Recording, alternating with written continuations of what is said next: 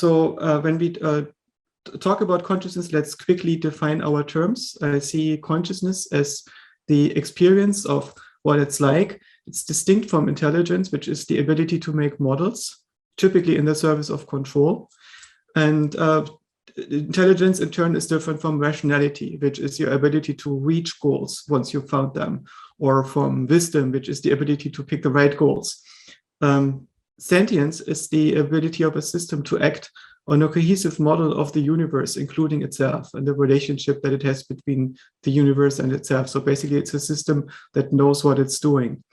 The self is a model of the system's agency. It's what makes the self so puzzling, that is the first person perspective involved. That is that the system is able to notice that there is something that is detecting that it is acting on its own models. So there is a controller that is producing a control model that is in the service of control, and it notices that this control model is driving its own behavior. And it has already discovered the concept of agency as a category to characterize objects in the world.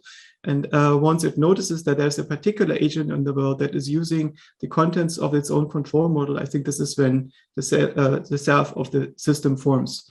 And the mind is the entirety of the functionality that is responsible for generating a model of the universe. Consciousness can be divided into phenomenal consciousness, which is the awareness of contents, access consciousness, which allows us to distinguish the mode in which we are aware of contents. For instance, is this perceptual? Is this conditional inference that they are doing? Is this a memory of something? Then we have reflexive consciousness, which is the awareness of being aware of something.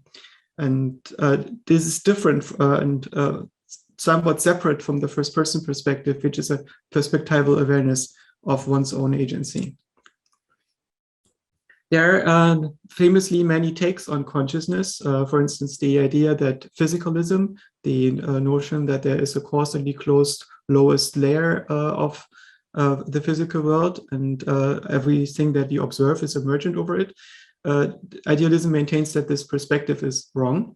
Then there's this idea that there are separate independent domains that somehow interact, which is this strong dualism that is being ascribed to Descartes, Leibniz, Malebranche. And I think that last time it was seriously being championed was by Popper and Eccles. And we have the idea that consciousness might require extending physicalism beyond the notions of computation, which is, for instance, advanced by Roger Penrose. And there's the idea that consciousness cannot be explained at all, which is sometimes called Mysterianism, which is, for instance, championed by Colin McGinn and but also Noam Chomsky.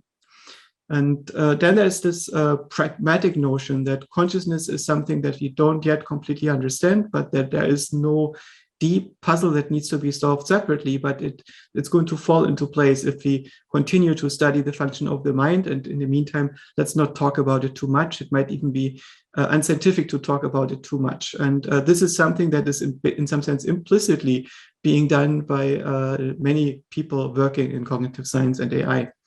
And then there is the idea that consciousness can be pinpointed as very specific functionality. For instance, Graziano tells us it's the control model for attention, or Joscha Bach tells us that there is a particular prior in the brain that is constructing a low-dimensional function to create a dip in the overall energy function of the neocortex. Basically, the function that makes the biggest difference in achieving coherence in the interpretation of the world. And I am very partial to this notion of the consciousness prior and Graziano's attention schema theory. There is also the idea that consciousness does not actually exist and is an illusion, which, for instance, Keith Frankish proposes. And people like Christoph Koch and many others have argued that only a physical system can be conscious, and consciousness cannot be simulated. It's something that is somehow inherent in the way in which biological systems are interacting with the world, and simulations cannot have that property. And I think that this position has it exactly backwards. A physical system cannot be conscious. Only a simulation can be conscious, because consciousness is a virtual property. A neuron cannot be conscious. A brain cannot be conscious. These are physical systems. The reason why you are conscious is because you are in simulation. What is a simulation? Simulation is distinct from physical reality, which is a causally closed lowest layer of the world, and which produces observable causal dynamics. Causality here means it's a property of a model. Causality is the result of taking a domain and partitioning it into separate interfacing objects, right? The universe does not by itself consist of separate interfacing objects. That's a step that we are making as observers to be able to deal with the universe at all, that we basically separate into lots of small sub-universes that each have their own state transition function and rules and evolution. And when you bring them together, they are changing each other evolutions. And this is what we call causal interaction. So causality is a necessary and inevitable property of compressing the universe into separate entities. And when we talk about causal closure, we mean that we have a domain that has no causal interface to objects outside of that domain. And when we talk about physicalism, we mean that there is a causally closed domain in which we can propose separating objects that might interface with each other. We can also treat the entire universe as a global state vector without separate objects, which is in some sense more accurate. But this is basically where causality comes in.